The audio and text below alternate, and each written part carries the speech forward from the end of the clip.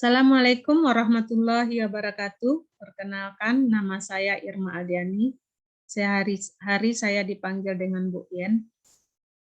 Saya adalah mahasiswa Yayan Batu Sangkar dengan jurusan MPI kelas B. Saya akan memaparkan tugas mandiri saya dengan mata kuliah Bahasa Inggris, yang mana dosen pembimbing saya adalah Ibu Dr. Rita Erlinda, MPD. Di sini, Bapak dan Ibu, saya akan membahas tentang karakteristik artikel hasil penelitian dengan format IMRAT. Format IMRAT ini, Bapak dan Ibu, yang apa saja yang terkandung di dalam IMRAT ini? Yang pertama adalah introduction, atau yang disebut dengan pendahuluan. Yang kedua adalah metode penelitian. Yang ketiga adalah result, itu hasil penelitian. Yang keempat, discussion atau pembahasan. Yang kelima adalah conclusion, yaitu kesimpulan. Yang keenam adalah abstrak atau ringkasan. Di sini Bapak dan Ibu, kita akan membahas satu persatu tentang bagian-bagian dari IMROT tersebut. Yang pertama yang akan kita bahas adalah mengenai introduction atau pendahuluan. Di dalam sebuah artikel atau karya ilmiah, itu kita harus mencantumkan di dalam introduction tersebut adalah bidang kajian.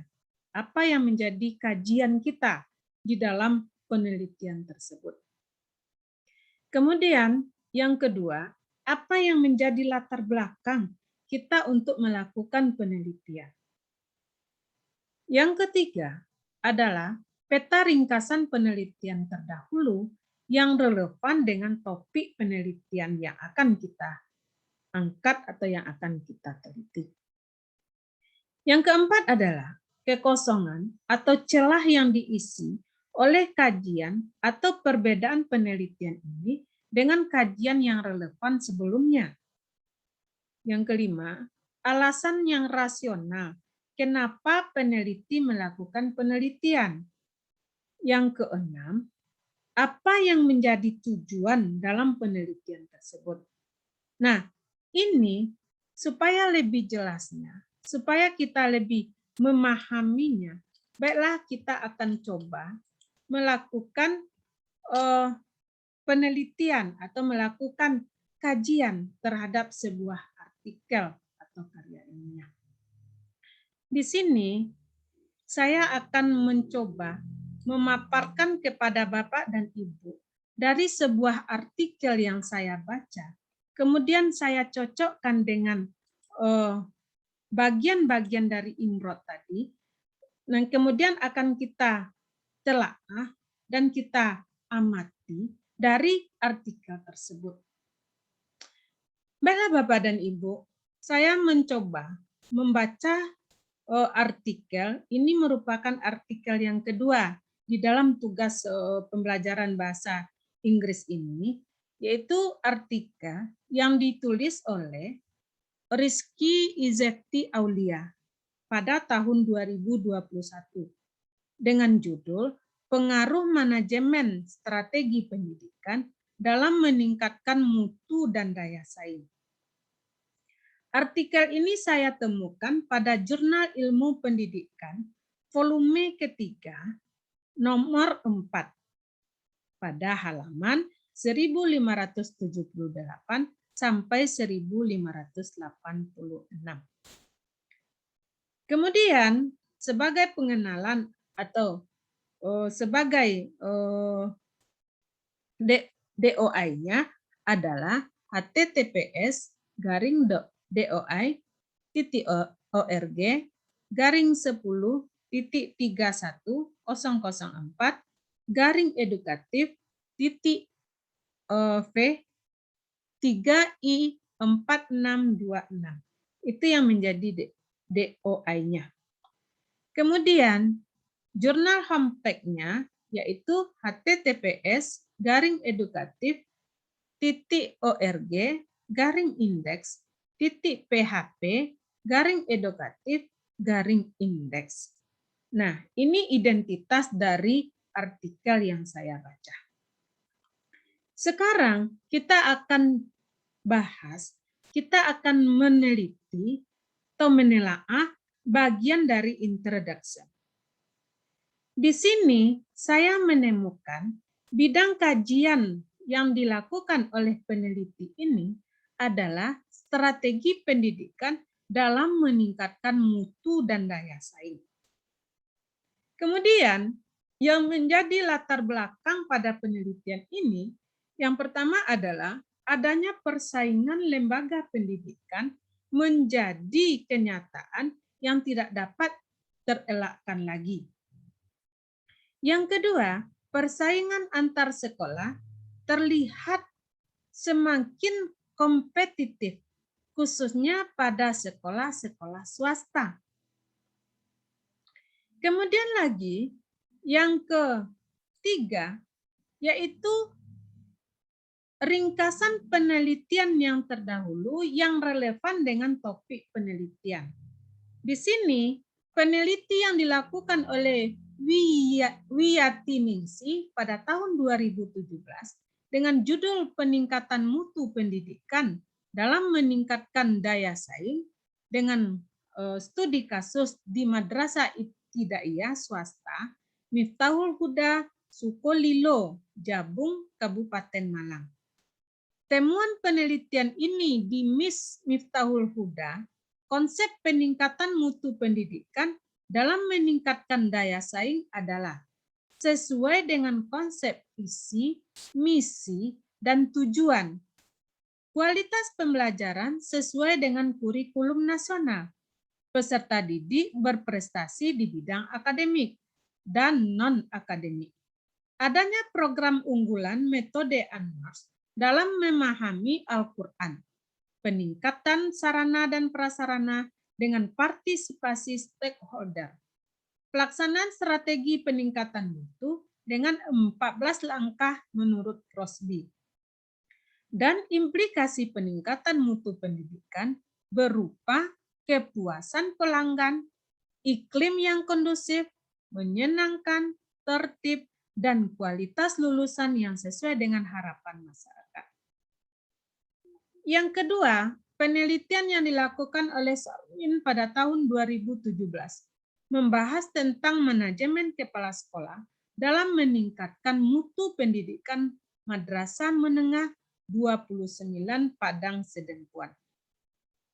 Dari hasil penelitiannya, manajemen kepala sekolah dalam meningkatkan mutu pendidikan di SMP Muhammadiyah 29 Padang Sedengkuan adalah kepala sekolah mengadakan rapat untuk merencanakan program tahunan.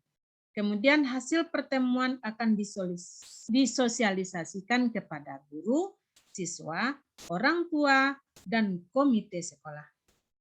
Kemudian dalam meningkatkan kualitas kegiatan sekolah seperti pengajian muhadarah yang dipimpin oleh ustadz, amalan sholat, kemudian membiasakan siswa untuk dekat dengan Al-Quran dengan melakukan kegiatan satu hari satu ayat yang dilakukan secara bergilir dan dibaca setiap pagi pada saat apel. Kemudian dalam proses pembelajaran, kepala sekolah menyarankan guru menggunakan metode yang bervariasi. Disiplin masuk kelas sesuai dengan jadwal yang telah ditetapkan. Adanya akuntabilitas pekerjaan. Musyawarah dalam menentukan masalah, memutuskan masalah. Keterbukaan dalam hal penilaian biaya dan uang pembangunan. Itu adalah hasil penelitian sebelum ini. Kemudian gap atau kekosongan yang dapat ditemukan oleh peneliti adalah yaitu perbedaan penelitian yang telah dilakukan sebelumnya dengan penelitian yang akan dilaksanakan oleh peneliti berfokus pada satu tujuan, yaitu untuk melihat manajemen strategi pendidikan khususnya dalam perencanaan yang digunakan oleh kepala sekolah dasar Adiaksa dalam meningkatkan mutu dan daya saing sekolah dasar tersebut. Fakta bahwa masyarakat sudah mulai mempertanyakan dan memilih sekolah-sekolah yang bermutu untuk putra-putri mereka. Ini menurut Anam tahun 2013. Hal ini dapat dibuktikan dari munculnya berbagai lembaga pendidikan yang saling berlomba menawarkan keunggulan masing-masing untuk menarik minat calon peserta didik. Nah, inilah gap atau kekosongan yang ditemukan oleh peneliti sehingga dia mengangkat judul penelitinya seperti yang telah disampaikan di atas. Baiklah Bapak dan Ibu, kita lanjut kepada alasan yang rasional kenapa peneliti melakukan penelitian. Nah, di sini alasan peneliti melakukan penelitian adalah adanya persaingan antara lembaga pendidikan merupakan sebuah kenyataan yang tak terbantahkan dan berlangsung semakin ketat. Seiring dengan perkembangan zaman, kondisi seperti itu seharusnya segera disikapi oleh lembaga-lembaga pendidikan dengan berbagai langkah-langkah antisipasi jika mereka menginginkan eksistensi dan pengembangan secara berkelanjutan. Dalam meningkatkan mutu dan daya saing sekolah, peranan perencanaan sangat besar selain peran fungsi manajerial lainnya, manajemen lainnya. Yang berikutnya yang harus terdapat di dalam introduction tersebut adalah apa yang menjadi tujuan dalam penelitian tersebut. Tujuannya adalah satu, untuk mengetahui strategi pendidikan yang diterapkan oleh kepala sekolah. Yang kedua, tujuannya untuk mengetahui manajemen strategi pendidikan yang digunakan oleh kepala sekolah untuk meningkatkan mutu pendidikan.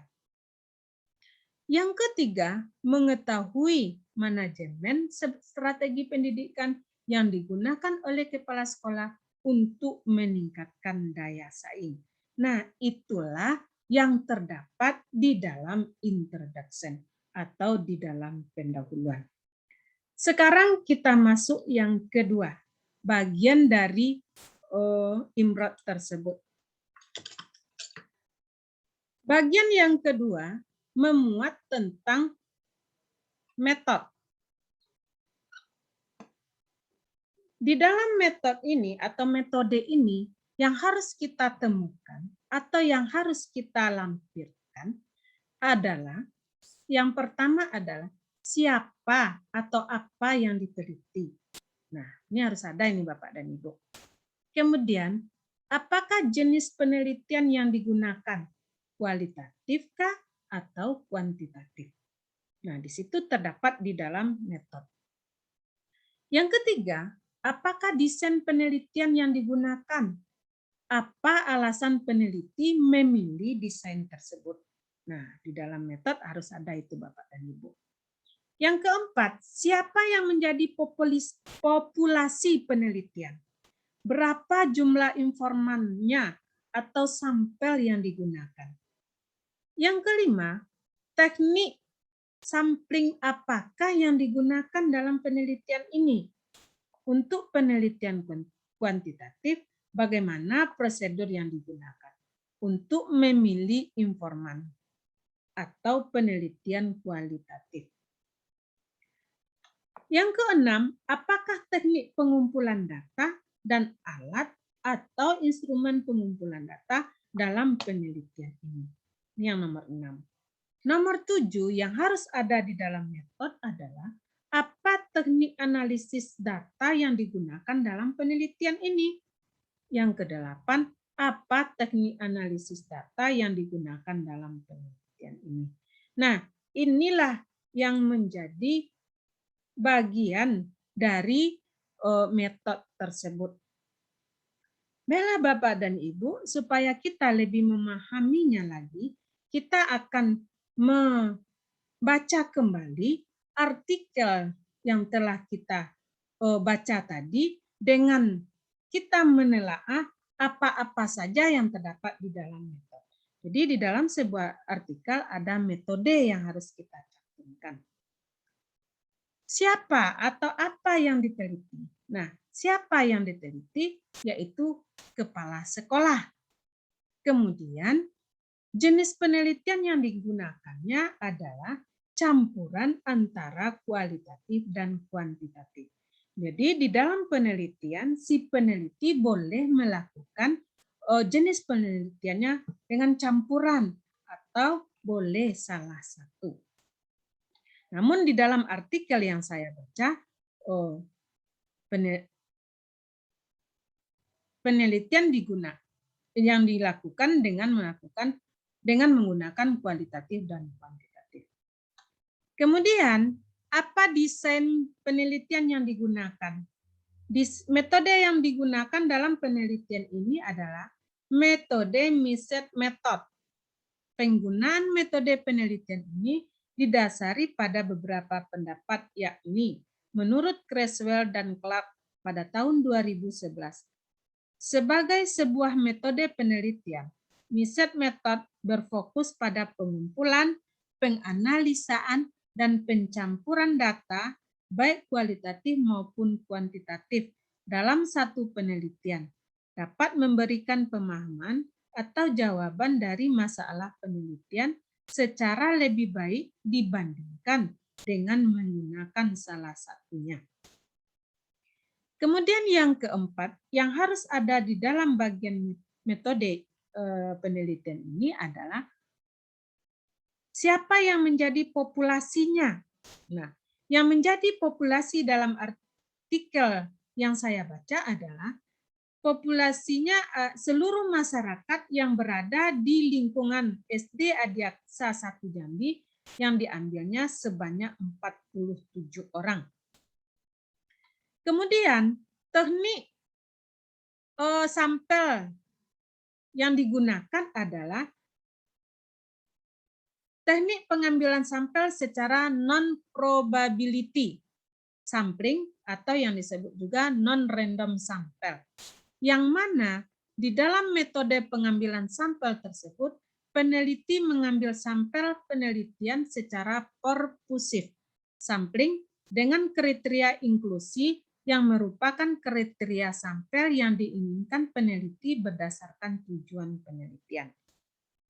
Kemudian yang berikutnya, apakah teknik pengumpulan data dan instrumen pengumpulan data dalam penelitian ini? Secara umum, di dalam penelitian campuran kuantitatif dan kualitatif menggunakan teknik pengumpulan data yang berbeda, yaitu 1. Pengumpulan data pada penelitian kuantitatif menggunakan survei dan kuesioner dataset statistik dan melakukan wawancara dan observasi. Sedangkan di dalam penelitian kualitatif kerap kali menggunakan teknik wawancara, observasi, studi dokumentasi, dan teknik triangulasi. Kemudian yang berikutnya, teknik analisis data yang digunakan dalam penelitian ini adalah, di dalam artikel yang saya baca, saya tidak menemukan pada bagian metode ini teknik analisis data apa yang dia gunakan. Jadi saya tidak menemukannya. Nanti saya akan menemukannya di dalam pembahasan. Kemudian yang berikutnya adalah prosedur penelitian yang digunakan dalam penelitian ini. Dalam prosedur yang dilakukan oleh peneliti ini adalah peneliti melakukan strategi eksplorasi sekuensial dalam penelitian campuran yang melibatkan fase pertama adalah pengumpulan data dan fase kedua adalah menganalisis data kualitatif. Nah, itu adalah bagian-bagian dari metode. Sekarang kita masuk yang ketiga. Yang ketiga adalah research. Research ini ada bagiannya adalah deskripsikan temuan atau hasil penelitian berdasarkan pertanyaan penelitian atau hipotesis tujuan penelitian yang sudah dinyatakan pada bagian pendahuluan. Nah, sekarang kita lihat research Di sini yang saya temukan di dalam artikel tersebut, penentuan hasil pengujian penerimaan atau penolakan hipotesis 1 atau H1 dapat dilakukan dengan membandingkan T hitung dengan T tabel atau juga dapat dilihat dari nilai signifikannya.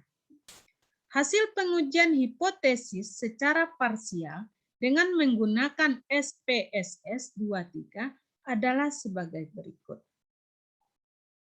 1. Berdasarkan output, diketahui nilai T hitung sebesar 1,601 dengan probabilitas sig 0,119 lebih besar dari A sama dengan 0,05 atau T hitung kecil dari 1,684. Hal tersebut berarti bahwa hipotesis 0, H0, diterima dan hipotesis 1, H1 ditolak. Sehingga dapat disimpulkan bahwa strategi manajemen pendidikan tidak mempunyai pengaruh yang signifikan dalam meningkatkan mutu sekolah. Hal ini menunjukkan bahwa strategi manajemen pendidikan tidak berpengaruh dalam peningkatan mutu sekolah. Yang kedua, berdasarkan output diketahui nilai T hitung sebesar 2,085 dengan probabilitas sig 0,045 T tabel yaitu 2,085 lebih besar dari 1,684. Hal tersebut berarti bahwa hipotesis 0 H0 diterima dalam kurung H2 ditolak dan dapat disimpulkan bahwa strategi manajemen pendidikan secara parsial mempunyai pengaruh yang signifikan dalam meningkatkan daya saing sekolah. Hal ini menunjukkan bahwa peran kepala sekolah berpengaruh dalam meningkatkan daya saing sekolah. Yang ketiga, berdasarkan kedua tabel di atas, maka dapat diketahui bahwa nilai F hitung strategi manajemen kepala sekolah terhadap mutu sekolah sebesar 2,563 dengan probabilitas sig 0,119 lebih besar dari A sama dengan 0,05 atau F hitung F kecil dari F tabel yaitu 2,563 kecil dari 3,28. Hal tersebut berarti bahwa H1 hipotesis 1 ditolak. Sehingga disimpulkan bahwa peran kepala sekolah secara signifikan tidak berpengaruh dalam meningkatkan mutu sekolah. Hal ini menunjukkan bahwa strategi manajemen pendidikan secara simultan tidak berpengaruh dalam meningkatkan mutu sekolah. Yang keempat, berdasarkan kedua tabel di atas, maka dapat diketahui bahwa nilai F hitung strategi manajemen kepala sekolah terhadap mutu sekolah sebesar 2,563 dengan probabilitas sig 0,0453,28. Hal tersebut berarti bahwa hipotesis 2H2 diterima dan dapat disimpulkan bahwa strategi manajemen pendidikan secara simultan berpengaruh dalam meningkatkan daya saing sekolah.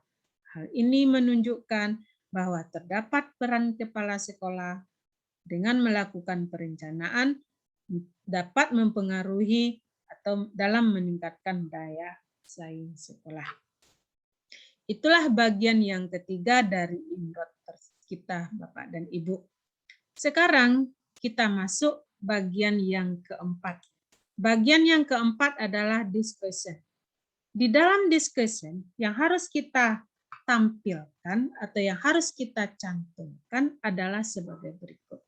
Yang pertama, kita mendeskripsikan ringkasan temuan umum atau utama penelitian.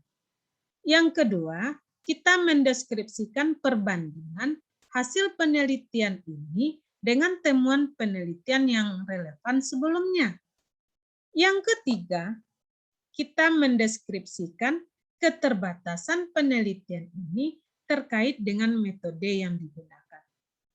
4. Deskripsikan saran atau rekomendasi penelitian lanjutan berdasarkan temuan penelitian ini. Nah, ini bagian yang keempat Bapak dan Ibu dalam IMRA.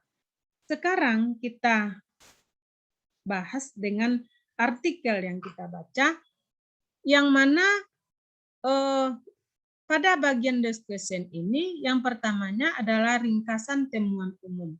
Jadi ringkasan yang saya temukan adalah dalam penelitian, peneliti dapat menemukan 1.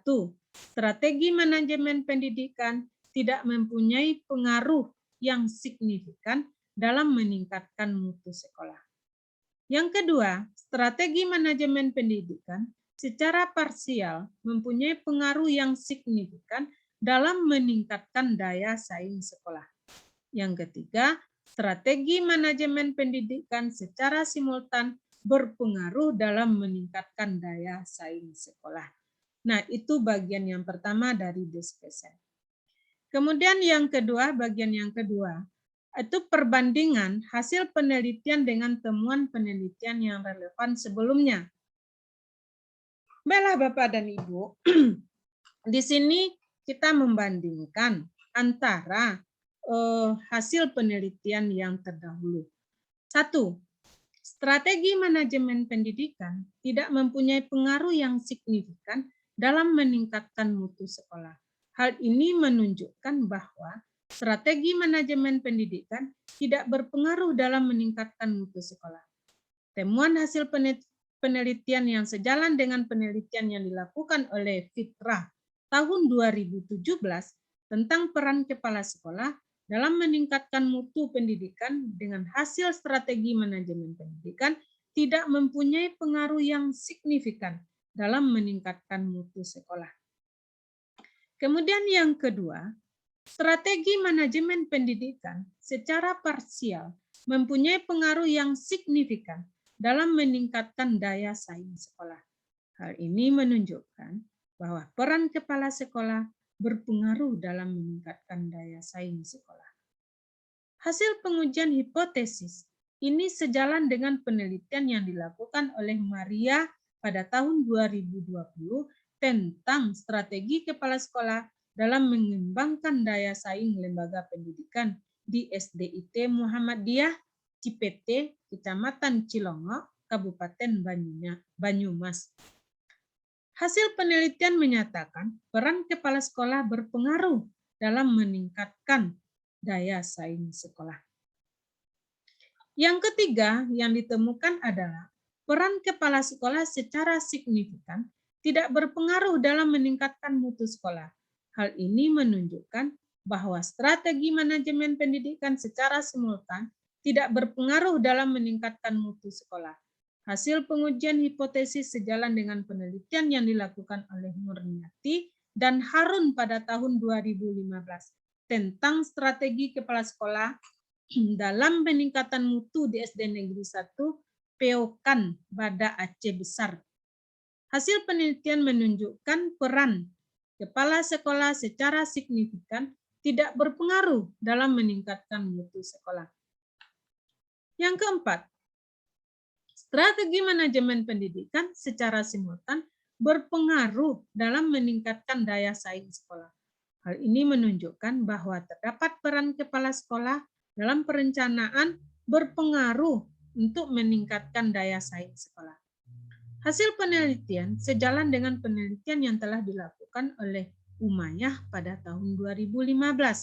Hasil penelitian menunjukkan bahwa strategi manajemen pendidikan secara simultan berpengaruh dalam meningkatkan daya saing sekolah. Baiklah Bapak dan Ibu, kita lihat pada bagian berikutnya, yaitu deskripsikan keterbatasan peneliti yang terkait dengan metode yang dia gunakan. Batasan dalam hasil penelitian ini yaitu terhadap manajemen strategi pendidikan yang berfokus pada perencanaan kepala sekolah dalam meningkatkan mutu dan daya saing.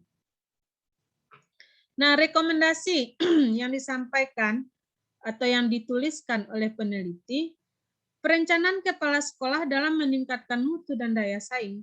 Sumbangan hasil penelitian dalam ilmu pendidikan yaitu memberikan sumbangan pemikiran bagi calon kepala sekolah yang ingin membuat perencanaan untuk meningkatkan mutu dan daya saing sekolah. Memberikan sumbangan ilmiah dalam membuat perencanaan untuk meningkatkan mutu dan daya saing sekolah sebagai pijakan dan referensi pada penelitian-penelitian selanjutnya yang berhubungan dengan strategi manajemen perencanaan pendidikan kepala sekolah dalam meningkatkan mutu dan daya saing sekolah. Itulah bagian yang keempat, bagian discussion. Sekarang kita lanjut dengan bagian yang kelima. Bagian yang kelima adalah conclusion, kesimpulan. Tuliskan temuan hasil penelitian utama dari penelitian ini. Ini yang harus kita cantumkan. Kemudian yang kedua, deskripsikan signifikan dari penelitian atau sumbangan temuan penelitian ini terhadap keilmuan yang relevan. Yang ketiga, tuliskan makna atau implikasi dari hasil penelitian. Baiklah Bapak dan Ibu, sekarang kita lihat kembali artikel yang saya baca. Saya menemukan di sini, berdasarkan analisis hasil penelitian dan pembahasan yang telah diuraikan sebelumnya tentang strategi manajemen pendidikan, khususnya dalam bentuk perencanaan, dalam meningkatkan mutu dan daya saing sekolah di SD Adiaksa 1 Jambi. Maka dapat disimpulkan tidak terdapat hubungan yang signifikan antara peran kepala sekolah terhadap mutu sekolah. Kemudian yang kedua,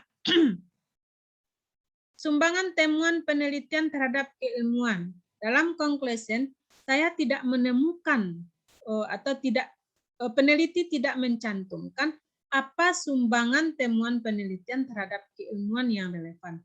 Tapi saya menemukannya pada pembahasan. Namun semestinya ini juga harus tercantum di dalam conclusion. Kemudian yang ketiga adalah tuliskan makna implikasi dari hasil penelitian. Daya saing yang ada di SD Adiaksa 1 Jambi dipengaruhi oleh perencanaan kepala sekolah, perencanaan yang telah dibuat dan disusun oleh kepala sekolah, memberikan pengaruh atau dampak terhadap daya saing sekolah, tetapi tidak memberikan dampak maupun pengaruh terhadap mutu sekolah. Sekolah dasar Adiaksa 1 Kota Jambi. Baiklah Bapak dan Ibu, kita yang keenam mengenai abstrak.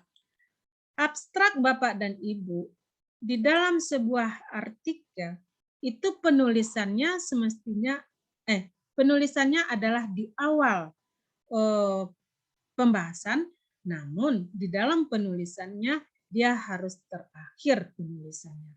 Kenapa? Karena di sini di dalam abstrak ini, abstrak merupakan gambaran sepintas tentang artikel atau tentang penelitian yang dilakukan oleh peneliti. Apa yang harus ada dalam abstrak?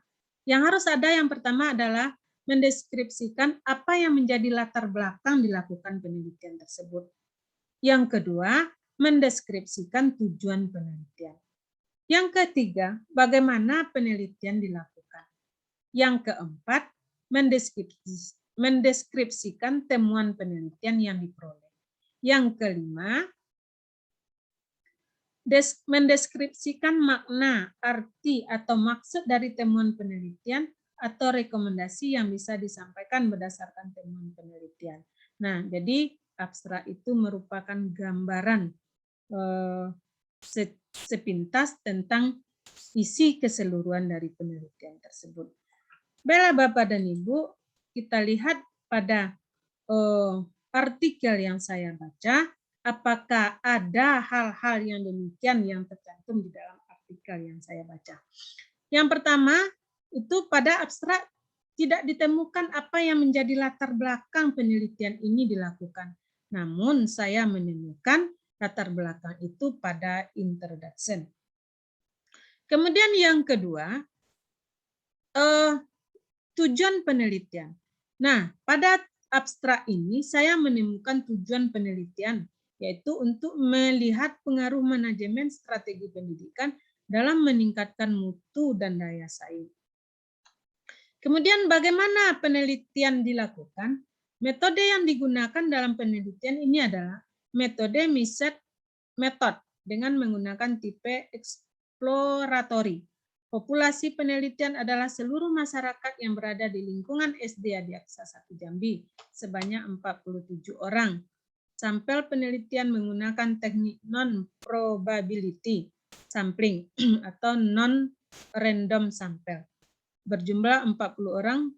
Teknik pengumpulan data pada penelitian kuantitatif menggunakan survei dan kuesioner, dataset statistik, wawancara, dan observasi. Sedangkan dalam penelitian kualitatif kerap kali menggunakan teknik wawancara, observasi, studi dokumen, dan teknik triangulasi.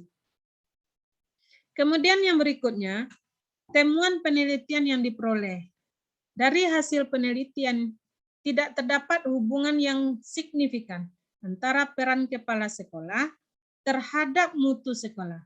Terdapat hubungan yang signifikan antara peran kepala sekolah terhadap daya saing sekolah.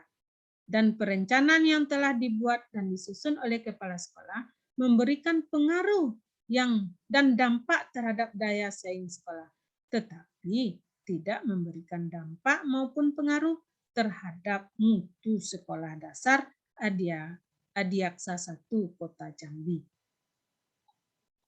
Kemudian di dalam abstrak ditemukan penelitian dilakukan untuk melihat berapa besar pengaruhnya strategi perencanaan terhadap mutu sekolah dan daya saing. Nah, itulah yang harus kita cantumkan atau yang harus kita temukan di dalam bagian abstrak.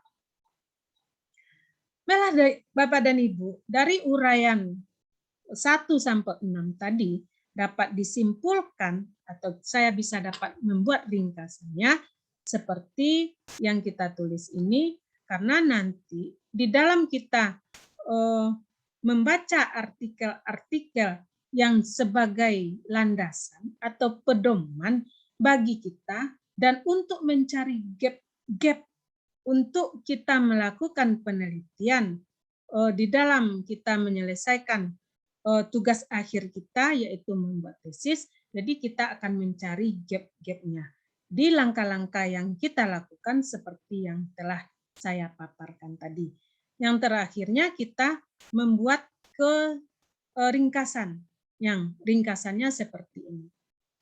Penelitian ini ditulis oleh Rizky Izefti Aulia dengan judul Pengaruh Manajemen Strategi Pendidikan dalam Meningkatkan Mutu dan Daya Saing. Penelitian ini bertujuan untuk 1. Untuk mengetahui strategi pendidikan yang diterapkan oleh kepala sekolah. 2. Mengetahui manajemen strategi pendidikan yang digunakan oleh kepala sekolah meningkatkan mutu pendidikan. Yang ketiga, mengetahui manajemen strategi pendidikan yang digunakan oleh kepala sekolah untuk meningkatkan daya saing. Sedangkan metode yang digunakan dalam penelitian ini adalah metode MISET method dengan menggunakan tipe exploratory dengan pengambilan sampel secara non-probability sampling atau non-random sample. Yang mana di dalam metode pengambilan sampel tersebut, peneliti mengambil sampel penelitian secara perkusif, sampling dengan kriteria inklusi yang merupakan kriteria sampel yang diinginkan peneliti berdasarkan tujuan teknik pengumpulan data menggunakan teknik campuran kuantitatif dan kualitatif. Teknik pengumpulan data pada penelitian kuantitatif menggunakan survei dan kuesioner, dataset, statistik, wawancara, dan observasi. Sedangkan dalam penelitian kualitatif menggunakan teknik wawancara, observasi, studi dokumen, dan teknik triangulasi sampel yang diambil dari masyarakat yang ada di sekitar sekolah sebanyak 47 orang. Setelah data terkumpul, kemudian dilakukan analisis dan pengolahan data. Dalam penelitian ini ditemukan satu, bahwa tidak terdapat hubungan yang signifikan antara peran kepala sekolah terhadap mutu sekolah.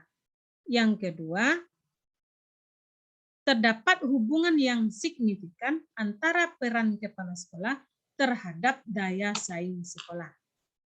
Kemudian yang ketiga, perencanaan yang telah dibuat dan disusun oleh kepala sekolah memberikan pengaruh dari dampak terhadap daya saing sekolah, tetapi tidak memberikan dampak maupun pengaruh terhadap mutu sekolah dasar Adiaksa 1 Kota Jambi. Nah, itu adalah ringkasan atau yang disebut dengan summary. Nah, kemudian yang kedelapan,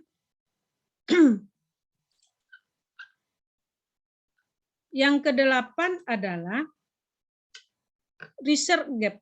Jadi kita mencari gap, apa kekosongan yang terdapat pada penelitian tersebut yang akan menjadikan bagi kita untuk melakukan penelitian berikutnya. Nah, ini jadi kita mencari gap Bapak dan Ibu. Gap itulah yang akan sebagai landasan bagi kita untuk melakukan penelitian kita nantinya. Nah, sekarang di dalam artikel yang saya baca, itu di dalam artikel saya tidak menemukan apa yang belum dilakukan oleh peneliti serta apa rekomendasi yang disarankan oleh peneliti. Sehingga kita tidak dapat menentukan gap apa yang akan kita laksanakan.